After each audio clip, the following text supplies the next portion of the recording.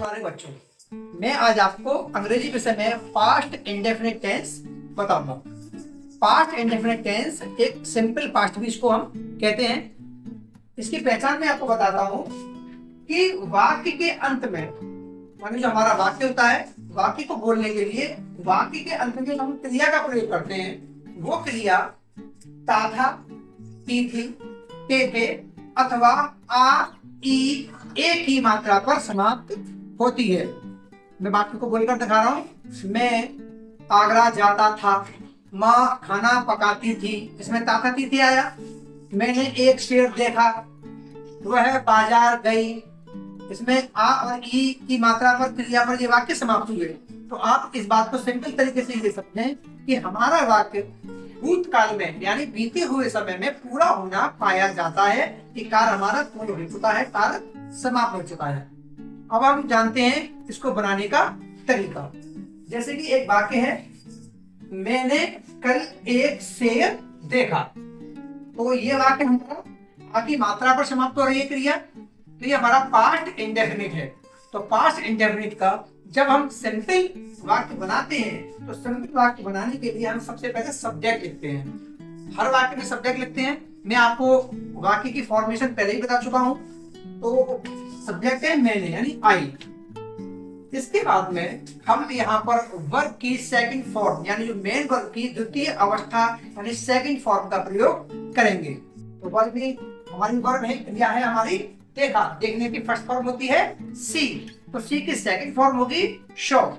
आई show, object हमारा एक शेर, I show a lion yesterday.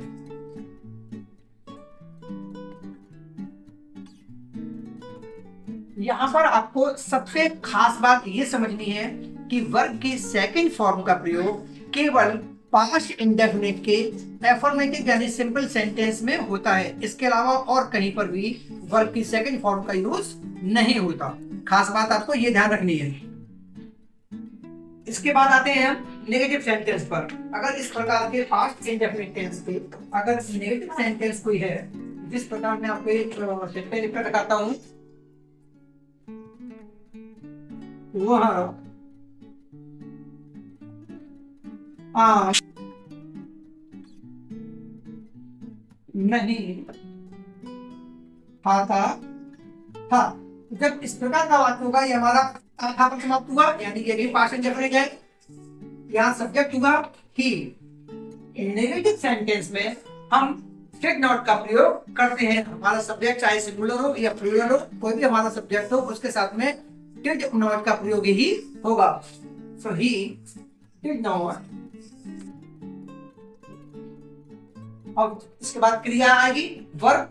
खास बात है, मैंने बताया था कि केवल सिंपल सेंटेंस में ही वर्ब की सेकंड फॉर्म का यूज होगा। इसके अलावा जो नेगेटिव या इंटरोगेटिव सेंटेंस होंगे उसमें डिड नॉट या डिड के साथ में वर्ब की फर्स्ट फॉर्म ही आएगी।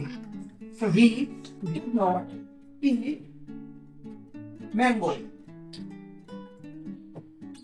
यानी डिड नॉट के साथ में हमने अपनी क्रिया यानी वर्ब की फर्स्ट फॉर्म का ही यूज किया है। तो वाक्य हमारा बना, वह आम नहीं खाता था, he did not eat mango। समझ में आया? इसके बाद मैं आपको बताता हूँ इंटरोगेटिव सेंटेंस। इंटरोगेटिव सेंटेंस की फॉर्मेशन दो तरीके से होती है, यानी दो प्रकार से इंटरोगेटिव सेंटेंस शुरू होते हैं। एक वह वाक्य होते हैं जिनमें क्या शब्द आगे लगा होता है, जिनमें क्या शब्द आगे लगा होता है। देखिए सबसे पहले यही क्या वह आम नहीं खाता था, क्वेश्चन मार्क। इस प्रकार के सेंटेंस पास्ट इंडेफिनिट के डिड से प्रारंभ होते हैं। तो सबसे पहले हम लिखेंगे डिड, फिर हमारी आएगी क्रिया डिड ही।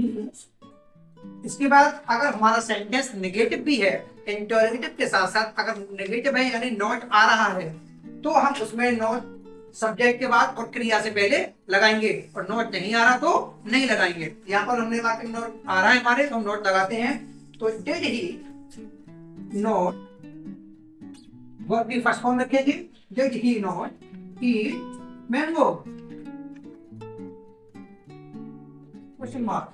देखिए ध्यान देने वाली बात है, अगर नोट आया है तो नोट हमने लगाया है, अगर नहीं शब्द नहीं आया तो हम नोट का प्रयोग नहीं करेंगे। यानी नेगेटिव होगा तो नोट आएगा वर्ड से पहले, नेगेटिव नहीं होगा तो वर्ड से पहले नोट नहीं आएगा।